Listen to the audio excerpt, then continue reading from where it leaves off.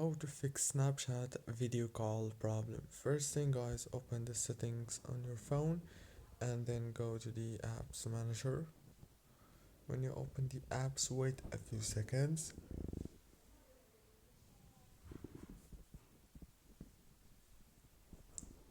and after that scroll until you find Snapchat.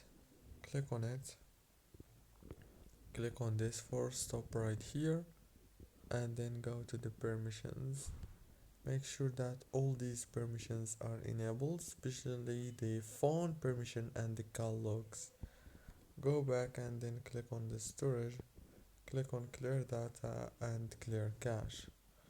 Go back again to the settings on your phone, click on wireless and networks, enable the airplane mode right here.